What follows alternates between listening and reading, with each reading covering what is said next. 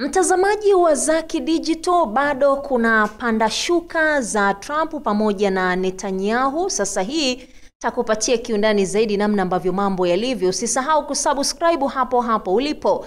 Rais wa Marekani Donald Trump na Waziri Mkuu wa Israel Benjamin Netanyahu wameendeleza uhusiano wao wa karibu walipokubaliana siku ya Jumatatu kuhusu mpango wa amani wa Gaza wenye vipengele takriban 20.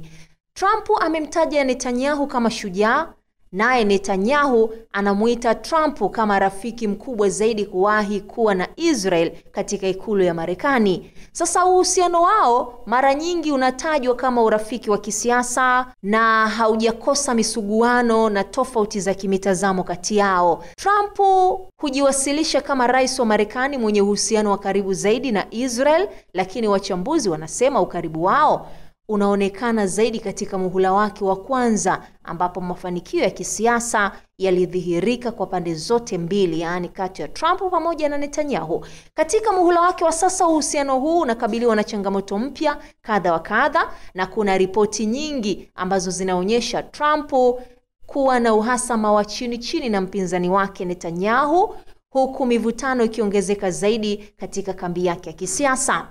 Kwa mujibu wa Hugo Lovat, huyu ni mtaalamu wa Mashariki ya Kati kutoka Baraza la Umoja wa Ulaya na mambo ya nje, amezungumzia kuhusiana na mgawanyiko kati ya kundi la msingi la Trump kuhusu sera za Marekani pamoja na Israeli, kwamba unachangia kuyumba kwa uhusiano huu walionao.